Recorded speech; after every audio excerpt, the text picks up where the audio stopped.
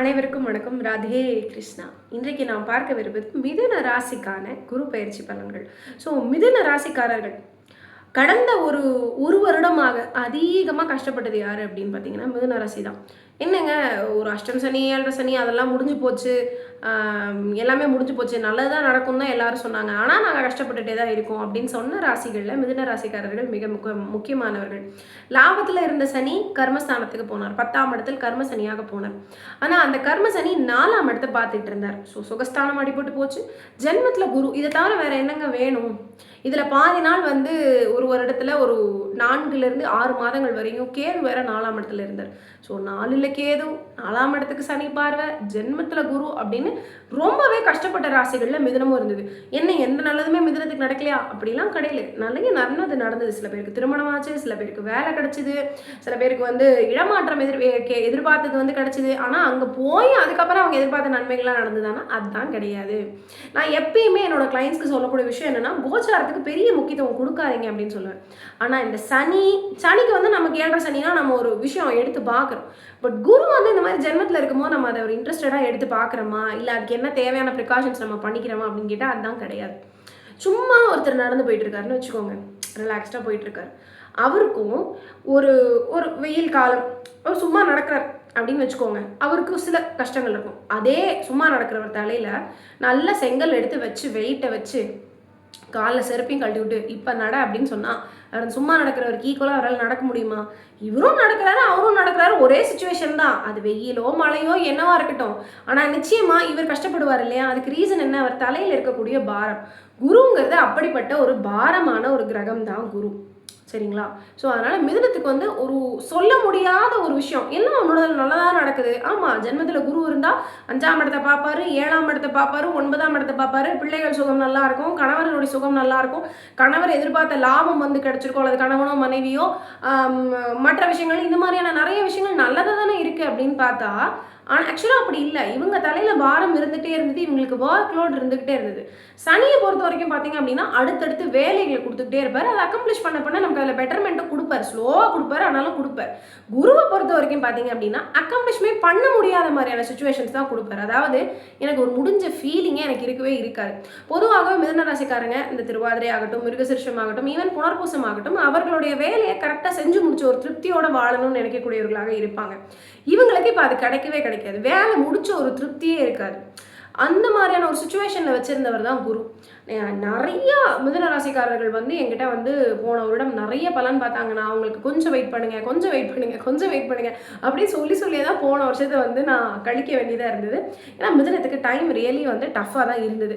சில சுப காரியங்கள் நடந்தாலும், அதாவது கை கெட்டினது வாய் கெட்டல, அந்த மாதிரியான சுச்சுவேஷனில் தான் நிறைய மிதுன ராசிக்காரங்க வேலையாகட்டும், அல்லது திருமண உறவாக இருக்கட்டும், டிவோர்ஸ் கேஸாக இருக்கட்டும், அல்லது வேற நிறைய நன்மைகள், நான் கையில் ஒரு கேஸ் ஜெயிச்சு கையில் கிடச்ச காசாக இருக்கட்டும், மாணவர்களுக்கு எதிர்பார்த்த ஒரு ஸ்கூலோ கோர்ஸோ காலேஜாக இருக்கட்டும், எல்லாத்துலேயுமே நிறைய சங்கடங்களை மிதுன ராசிக்காரர்கள் ஃபேஸ் பண்ணிட்டு இருக்காங்க. சரி, இது இப்படியே போயிடுமானா நிச்சயமாக மாறப்போகிறது. உங்களோட ஜென்மத்தில் இருக்க குரு விலகிறதே உங்களுக்கு பெரிய நன்மை. ஏற்கனவே கேது விலகிட்டார் 4ஆம் இடத்துல இருந்து. ஸோ அது ஒரு ப்ளஸ் பாயிண்ட். அடுத்து ஜென்மத்தில் இருக்கக்கூடிய குரு விலகிறது பார்த்தீங்கன்னா அதை விட ரொம்ப பெரிய ப்ளஸ் பாயிண்ட். ஏன் அப்படின்னா, நான் தான் சொன்னேனே, குரு தான் ஜென்மத்தில் இருக்கக்கூடிய குரு தான் உங்களுக்கு பெரிய பாரம்னு சொன்னேன் இல்லையா? ஸோ அந்த பாரத்தை நம்ம இப்போ இறக்கி வச்சாச்சு. இனிமேல் என்னால் ஃப்ரீயாக நடந்து போய் என் வேலையில் என்னால் ஃப்ரீயாக செஞ்சுக்க முடியும், செய்கிற வேலையில் என்னால் நிம்மதியாக செஞ்சுக்க முடியும். அதுவே ரொம்ப பெரிய விஷயமா இல்லையா? ஸோ அதுதான் இப்போ மிதுனத்துக்கு நடக்க போகுது. இந்த 2ஆம் இடத்துல இருக்கக்கூடிய குரு எங்கெல்லாம் பார்ப்பாருன்னு பார்த்தீங்கன்னா 6ஆம் இடம், 8ஆம் இடம் மற்றும் 10ஆம் இடத்தை பார்ப்பார். ஸோ 6, 8 இது ரெண்டுமே நமக்கு ரொம்ப நன்மைகளை தராத வீடுகள் தான். ஆனால் அங்கிருந்து கிடைக்கக்கூடிய நன்மைகளை இப்போ குரு உங்களுக்கு எடுத்து கொடுக்க தயாராக இருக்கார். 6ஆம் இடம்ங்கிறது என்ன? போட்டித் தேர்வுகள், எதிரிகள், வம்பு வழக்குகள், நல்ல வேலை, ஹெல்த் இஷ்யூ, கடன், இதெல்லாம் 6 விஷயம் சொல்லியிருக்கேன் 6ஆம் இடத்துக்கு. இல்லை ஒரு 2, 3 தான் நல்லது, 2 தான் நல்லதாக இருக்கும். சரி, 4 பிரச்சனை தான். ஸோ கடன் வளரப்போகுது. சரி, எப்படி கடன் வளரும்? சுபகாரியங்களுக்காக கடன் வளரும். 8, 6 ரெண்டுமே பார்க்குறாரா? ஸோ வீடு கட்டி கடன் வாங்குவாங்க, வெளியூருக்கு ட்ரிப்பு போவாங்க, அங்கே போய் வேலை கிடைக்கும். இப்போ நான் வந்து சும்மா போகிறேன், எனக்கு அங்கே போய் வேலை செய்யணும்னு நான் நினைக்கிறேன், நான் ஒரு அந்த மாதிரியான ஒரு சுச்சுவேஷனில் இருக்கேன், எனக்கு அப்படி போனால் வேலை கிடைக்குமா அப்படிங்கிற கொஷினில் இருந்தால் நீங்கள் தைரியமாக போகலாம்.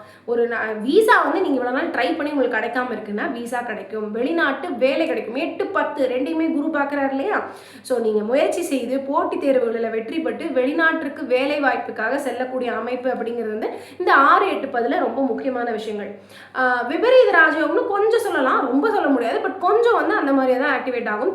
மனைவியினுடைய அல்லது கணவரினுடைய பங்கிலிருந்து வர வேண்டிய சொத்துக்கள் ரொம்ப நாளாக வராமல் இருக்குது, கேஸில் இருக்குது, எனக்கு வரல, இல்லை அவங்க அதை பற்றி பேசவே மாட்டேங்கிறாங்க, அது மாதிரியான விஷயங்கள்லாம் வரும். ஸோ நீங்களாக வீடு கட்டணும்னு நினச்சாலும் கட்ட முடியும். உங்களுடைய மாமனார் மாதிரி ஸ்பௌஸினுடைய ஃபேமிலியிலேருந்து உங்களுக்கு வர வேண்டிய சொத்துக்கள் இருந்தால் வரும்.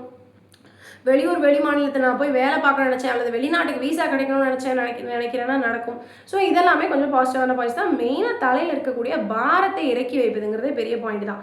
2ஆம் இடத்து குரு எப்பொழுதுமே வந்து பார்த்திங்கன்னா பொருளாதாரத்தை மேம்படுத்தி கொடுப்பார். ஸோ எப்படி பார்த்தீங்கன்னாலும் ஒரு ஹைக் இருக்குது, ஒரு பெட்டர்மெண்ட் இருக்குது. ஸோ இது எல்லாமே வந்து பார்த்திங்கன்னா பாசிட்டிவான விஷயங்கள் தான். கணவனோ மனைவியோ இப்போ வந்து மிதுன ராசிக்காரராக இருக்கீங்க, கணவனுக்கோ மனைவிக்குள்ள ஒரு பிணக்கு இருக்குது அப்படின்னா அது நிச்சயமாக தீரும். 2 பேரும் ஒன்றாக சேரக்கூடிய ஒரு அமைப்பு வந்து ஏற்படும். இது ஒரு பாசிட்டிவான பாயிண்ட்டு. குழந்தை வந்து நான் மிதுன ராசி, எனக்கு ரொம்ப வருஷமாக குழந்தை இல்லாமல் இருக்குது அப்படின்னாலும் இந்த பீரியடில் இவங்க செயற்கை முறை கருத்தரிப்போ அல்லது வந்து ஒரு மெடிக்கல் ஹெல்ப் மூலியமாக குழந்தை பெற்றுக்க வேண்டிய சுச்சுவேஷன் வந்தாச்சுனாலும் இந்த பீரியடில் அதுக்கு ட்ரை பண்ணிங்க அப்படின்னா பெட்டர்மெண்ட் கண்டிப்பாக கிடைக்கும்.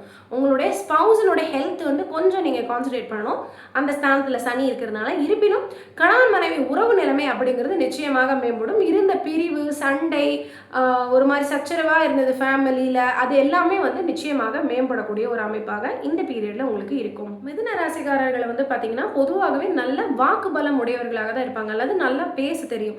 நிறைய பேர் பார்த்தீங்கன்னா சேல்ஸில் இருப்பாங்க, சினி ஃபீல்டில் இருப்பாங்க, அப்புறம் வந்து பார்த்திங்கன்னா அந்த சீரியல், சின்னத்திரை, வெள்ளித்திரை, காம்பேரிங் பண்ணக்கூடியவங்க. புதன் வலுக்கணும் இல்லையா, புதனுடைய தன்மை நல்லா இருக்கணும். நிறைய ஜோதிடர்கள், பேசி பிழைக்கக்கூடிய நிறைய துறையில் இருக்கக்கூடியவங்க மிதுன ராசிக்காரர்கள், கன்னி ராசிக்காரர்கள் இருப்பாங்க. இவங்களுக்கு இப்போ 2ஆம் இடத்துல குருவும் வரதுனால வாக்கு சித்தி பெறும். அதாவது இது வாக்கு சித்தின்னா ஜோசியங்களுக்கு மட்டும்தான் யூஸ் ஆகும் அப்படின்னு நினைக்க வேண்டாம். அதாவது கடந்த ஒரு வருஷம் நான் சொன்னேன் இல்லையா, முடிக்கணும்னு நினச்ச விஷயங்களை முடிக்காமல் இவங்க ஸ்ட்ரகிள் பண்ணிட்டே இருந்தாங்க. அது ரொம்ப இரிட்டேட்டடாக இருக்கும். நான் இன்றைக்கி நைட்டு போய் தூங்கணும்னா நான் இவ்வளோ டார்கெட் வச்சுருக்கேன்னா இத்தனை வேலையில் எனக்கு கொடுக்கப்பட்டிருக்கு, இல்லை நான் என் தொழிலில் வச்சுருக்கேன், சேல்ஸில் எனக்கு இவ்வளோ டார்கெட் கொடுத்துருக்காங்க, நான் அதை முடிச்சிட்டேன்னா நான் போய் நிம்மதியாக தூங்கிடுவேன். நான் வேலை செஞ்சுட்டே இருக்கேன், ஆனால் அது முடிஞ்ச பாடே இல்லை. எனக்கு அடுத்த நாள் திருப்பி லோடு இருக்குது, நான் இந்த வேலையை பார்ப்பேனா அந்த வேலையை பார்ப்பேனா, இந்த மாதிரியான கன்ஃபியூஷன்ஸ் வந்து மிதுனத்துக்கு ரொம்ப நிறையா இருந்தது. அதெல்லாம் சரியாகும். உங்களுக்கு கொடுக்கப்படக்கூடிய டார்கெட்ஸாக இருக்கலாம், நீங்கள் வச்சிருக்கக்கூடிய டார்கெட்ஸாக இருக்கலாம், உங்களுடைய வாக்கு நான் வந்து இதை செஞ்சிருவேன் அப்படின்னு செய்யக்கூடிய உங்களுடைய வாக்குறுதிகள் நிச்சயமாக நிறைவேறும். ஸோ இது வந்து பார்த்திங்கன்னா உங்களுக்கு ஒரு சென்ஸ் ஆஃப் ஒரு ப்ளீஸிங் மைண்ட் வந்து கிடச்சிரும். அது வந்து 1 இயராகவே மிதுனத்துக்கு இல்லை. நான் செய்கிறேன்னு சொன்ன விஷயங்களை அவங்களால செய்ய முடியல. ஸோ செய்ய முடியாதனால வந்தக்கூடிய அவப்பெயராக இருக்கலாம், இவங்களுக்கு கிடைக்கக்கூடிய மென்டல் டிஸ்டர்பன்ஸாக இருக்கலாம், இதெல்லாம் இந்த வருஷம் வந்து கண்டிப்பாக பெட்டர் ஆகும். ஸோ இதுவே ஒரு பாசிட்டிவான பாயிண்ட் தான். 2ஆம் இடத்துக்கு குரு வரும்பொழுது எப்பொழுதுமே இந்த பொருளாதாரத்தை கொடுத்துருவாருன்னு நான் சொல்லிட்டேன். அவர் பொருளாதார ஸ்தானத்தை, அதாவது கர்மஸ்தானத்தில் இருக்கக்கூடிய சனியும் சேர்த்து பார்க்கறதுனால சுயதொழில் செய்யக்கூடியவர்களுக்கும் இது வந்து ஒரு பாசிட்டிவான எண்ணமாக, பாசிட்டிவான ஒரு காலமாக எடுத்துக்கலாம். சேல்ஸ் டார்கெட் நீங்கள் வச்சிங்க அப்படின்னா உங்களால் கண்டிப்பாக அச்சீவ் பண்ண முடியும். மார்க்கெட்டிங் பீப்புள் நல்லா வந்து பயங்கரமாக இன்சென்டிவ்ஸ் வந்து கிடைக்கும். இது வந்து நான் ஏற்கனவே சொன்னேன், 8ஆம் இடத்துல கிடைக்கிறது இது வந்து விபரீதமான ஒரு யோகம் தான், ஒரு ராஜயோகம் தான் அப்படின்னு சொல்லிட்டு. ஹெல்த் மட்டும் கொஞ்சம் கான்சன்ட்ரேட் பண்ணிக்கோங்க, ஏன்னா ஒரு சின்ன ஏதாவது ஒரு ப்ராப்ளம் கொடுத்துட்டு அதுக்கப்புறம் காசு கொடுப்பாரு. பட் நல்ல ஒரு பொருளாதார முன்னேற்றம் அப்படிங்கிறது இருக்கும். ஸோ நாம் என்ன பண்ணணும், அதுக்கேற்ற மாதிரி நாமளும் வேலை போடணும். ஸோ அது வாட்டுக்கு வந்து என் வீட்டில் கூரை பிச்சுட்டு கொட்டுமானா அதெல்லாம் கொட்டாது. நான் வந்து கொஞ்சமாவது இதுக்கு முயற்சி எடுக்கணும். நான் வந்து என் காலை 2 அடி எடுத்து வச்சேன்னா அப்புறம் வரக்கூடிய கிரகனுடைய ஹெல்ப்பும் வந்து நமக்கு சேர்ந்து கிடைக்கும். ஸோ நம்ம என்ன வேலையில் இருக்கோம், நம்ம எவ்வளோ முயற்சி பண்ணுறோங்கிறதும் சேர்த்து ஒரு பெருமளவில் ஒரு தனவரவு இருக்கும். ஸ்பௌஸ் கிட்டே இருந்து கூட இருக்கும். நான் வந்து ஸ்பௌஸ் வீட்டிலேருந்து சொத்து வரும்னு சொல்லியிருந்தேன். ஸ்பௌஸோட 2ஆம் இடம் தான் உங்களுக்கு 8ஆம் இடம் இல்லைங்களா, அங்கேயும் உச்ச குருவனுடைய பார்வை கிடைக்கிறதுனால உங்களோட மனைவிக்கும் அல்லது உங்களோட கணவருக்குமே வந்து பார்த்தீங்க அப்படின்னா வேலையில் ஒரு பெட்டர்மெண்ட் கிடைக்கக்கூடிய பீரியடாக இருக்கும். ஸோ ஓவராலாக பொருளாதார ரீதியாக ஒரு நல்ல தன்மை இருக்கும். 6ஆம் இடத்தை குரு பார்ப்பதனால மட்டும் ஒரு நல்ல கடன் அமைகிற அமைப்பு அப்படின்னு இருக்குனாலும் தேவையில்லாத இடத்துல கொண்டு போய் இன்வெஸ்ட்மெண்ட்ஸ் பண்ணாதீங்க. ப்ராப்பராக இன்வெஸ்ட்மெண்ட் பண்ணுங்கள்.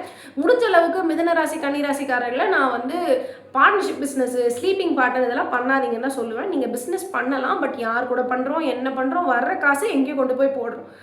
அதுலேயும் வந்து சற்றே கவனம் தேவை. ஷேர் மார்க்கெட் கண்டிப்பாக போக வேண்டாம். எப்படி பார்த்தாலும் நான் வந்து ஷேர் மார்க்கெட் உங்களுக்கு வந்து ரெக்கமெண்ட் பண்ண மாட்டேன். லாபாதிபதியே நமக்கு ஹெல்ப் கிடையாது. ஸோ எந்த விதத்தில் பார்த்தாலுமே வரக்கூடிய காசை ப்ராப்பராக இன்வெஸ்ட் பண்ணணும். நீங்கள் மனை வாகனம் வாங்கி போடுங்க. வண்டி வாகனம் வாங்கணும்னு நினைக்கிறீங்கன்னா நீங்கள் வாங்குங்க. மனை வாங்கி போடுறீங்களா வாங்கி போடுங்க. வீடு வாங்குறீங்களா வாங்க. ஏற்கனவே வீடு இருக்குது, வாடகை விடுற மாதிரி இன்னொரு வீடு வாங்கி போடுங்க. அதெல்லாம் பிரச்சனை கிடையாது. இந்த மாதிரியான இன்வெஸ்ட்மெண்ட்ஸ் மட்டும் கண்டிப்பாக வேணாம். ஏன்னா பொருளாதார முன்னேற்றம் இருக்கும்போது அதுக்கு உண்டான ப்ராப்பரான பிளானும் நமக்கு இருக்கணும் அப்படிங்கிறதுனால சொல்கிறேன் நான். எந்த மிதன ராசிக்காரர்களுக்கெல்லாம் 5, 9ஆம் அதிபதி திசை நடந்துட்டு இருந்தோ, லைக் சுக்கிர தசையோ சனி தசையோ நடந்துட்டு இருந்ததுன்னா அவங்க வந்து போன ஒரு வருடம் பெருசாக கஷ்டப்படலை. அவங்க சுற்றி ப்ராப்ளம்ஸ் இருந்தது, பட் தேவர் ஓகே. இல்லைன்னா அவங்களே ரொம்ப பாதிக்கப்பட்டிருந்தாங்க. மனதளவிலையும் சரி, சில பேருக்கு உடல் அளவிலையும் பாதிப்புகள் இருந்தது. இது எல்லாமே இந்த வருஷம் கிளியர் ஆக போகுது. நீங்கள் தொடர்ந்து செய்ய வேண்டிய வழிபாடு அப்படிங்கிறது பெருமாள் வழிபாடு, பர்டிகுலராக திருப்பதி பாலாஜியினுடைய வழிபாடு, ரங்கநாதர் வழிபாடு. இது வந்து உங்களுக்கு 5ஆம் அதிபதி 8ஆம் அதிபதி காம்பினேஷனில் வரும். ஸோ இந்த வழிபாடு தான் உங்களுக்கு ரொம்ப ரொம்ப ரொம்ப நன்மை பயக்கக்கூடியதாக இருக்கும். நீங்கள் வந்து இதை தாண்டி கணவன் மனைவி பிரச்சனை இருந்ததுனாலோ அல்லது பிஸ்னஸில் ப்ராப்ளம்ஸ் இருக்குனாலோ ஆஞ்சநேயர் வழிபாடு சனிக்கிழமைகளை தொடர்ந்து செய்யலாம். உங்களோட 7ஆம் இடத்தில் இருக்கக்கூடிய நட்சத்திரம் முக்கியமான நட்சத்திரம் மூல நட்சத்திரம். ஸோ பார்ட்னர்ஷிப் பிஸ்னஸில் எனக்கு ப்ராப்ளம் இருக்குது, அல்லது கணவனுக்கும் மனைவிக்கு நடுவில் பிரச்சனை இருக்குது, அதை வந்து நான் எப்படி சால்வ் பண்ணுறது அப்படிங்கிற மாதிரி இருந்ததுன்னா கண்டிப்பாக ஆஞ்சநேயருக்கு சனிக்கிழமைகளில் நல்லெண்ணெய் தீபம் ஏற்றி வழிபாடு பண்ணிட்டு வாங்க. கணவன் மனைவி பிரச்சனையோ பிஸ்னஸில் இருக்கக்கூடிய தடை தாமதங்களோ விலகும். தனிப்பட்ட முறையிலுமே நான் பிஸ்னஸ் பண்ணுறேன் அப்படின்னாலுமே 7ஆம் இடம் அப்படிங்கிறது பொதுமக்கள். ஸோ உங்களுக்கு ஒரு பிரீத்தி கிடைக்கும். நான் என்னோட பிஸ்னஸ் பற்றி ஒரு நல்ல பேர் வந்து பரவ ஆரம்பிக்கும். அதன் மூலிமா எனக்கு தனம் வந்து வரும். ஸோ இந்த பரிகாரத்தை நீங்கள் தொடர்ந்து செய்யலாம். மற்றும் ஒரு காணொலியில் உங்களை சந்திக்கும் வரை உங்களிடமிருந்து விடைபெறுவது உங்களுடைய ராஜலட்சுமி நாராயணன். நன்றி. ராதே கிருஷ்ணா.